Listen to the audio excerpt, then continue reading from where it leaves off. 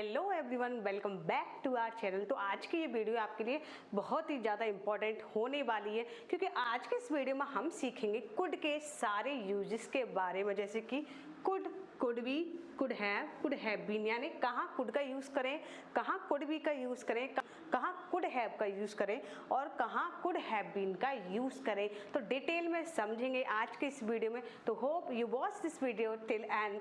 चलिए शुरू करते हैं आज की अपनी वीडियो। तो सबसे पहले हम समझते हैं कुड का यूज़। तो कुड का हिंदी में मतलब होता है सकता था, सकती थी और सकते थे, यानी जिस भी वाक्य के लास्ट में सकता था, सकती थी, सकते थे आएगा, वहाँ हम यूज़ करेंगे कुड का। तो इसका स्ट्रक्चर है subject plus could plus verb की फर्स्ट फॉर्म। जैसे कि भूतकाल में किसी कार्य को कर पाने की क्षमता या किसी व्यक्ति द्वारा कुछ कर सकने की बात को दर्शाया जाता है, वहाँ हम यूज़ करते हैं कुड का। जैसे कि मैं जा सकता था, आई कुड गो। क्या मैं बोल सकता था, कुड आई स्पीक। वे अच्छा गा सकते थे, दे कुड सिंग वेल। तो इस तरह से हम कुड का यूज़ करेंगे। चलिए कुछ और यूजेस के बारे में समझते हैं। जैसे कि कुड का यूज़ हम करते हैं सका, पाया या फिर पाता। इस तरह के सेंटेंस में भी हम कुड का यूज़ करते हैं। जैसे कि वह मेरी मदद नहीं कर सकी, शी कुडंट हेल्प मी। वह खाना खा सका था, he could eat food. Next हमारा वह आ नहीं पाई, सी कुडंट कम। माफ़ कीजिए, मैं आपको खबर नहीं कर पाई, sorry I couldn't inform you. काश मैं आपसे मिल पाती, तो इसके लिए हम लिखेंगे I wish I could meet you. काश मैं इंग्लिश बोल पाती, I wish I could speak English. तो इस तरह से हम कुड का यूज़ कर सकते हैं।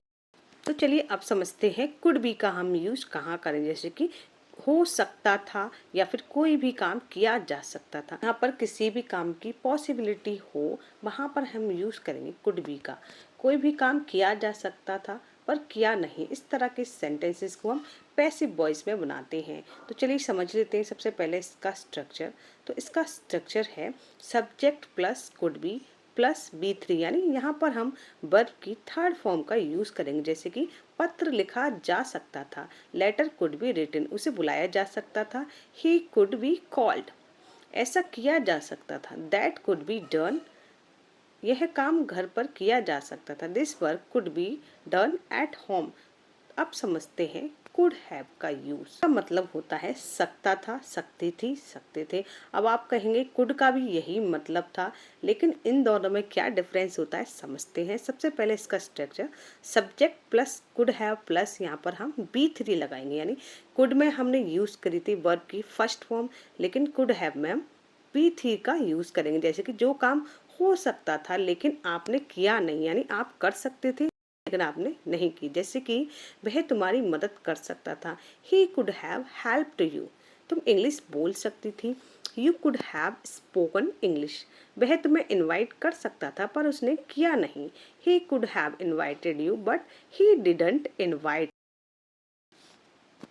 वह मुझे कॉल कर सकती थी, he could have called me, यानी वह मुझे कॉल कर सकती थी पर उसने की नहीं।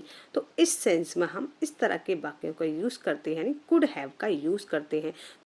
तो चलिए आप समझते हैं कुड हैव बीन का मतलब क्या होता है। इसका मतलब होता है हो सकता था। जैसे कि इसका हिंदी मतलब होता है हो सकता था या फिर हो सकती थी। इसका इस्तेमाल किसी ऐसी संभावना के बारे में बताने के लिए किया जाता है जो अतीत में हो सकती थी लेकिन हुई नहीं।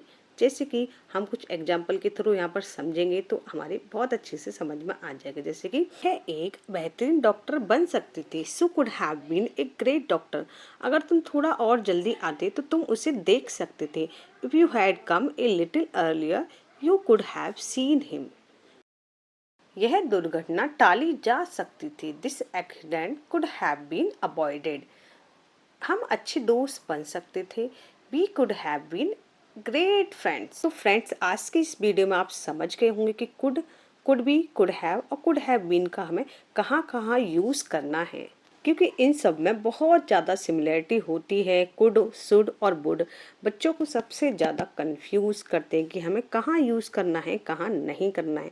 तो आज की इस वीडियो में आप कुड के सारे यूजेस के बारे में समझ गए होंगे। तो वीडियो अगर आपको पसंद आई तो वीडियो को लाइक शेयर करना बिल्कुल नहीं भूलिए और हाँ, चैनल को ज़रूर फॉलो कर लीजिए।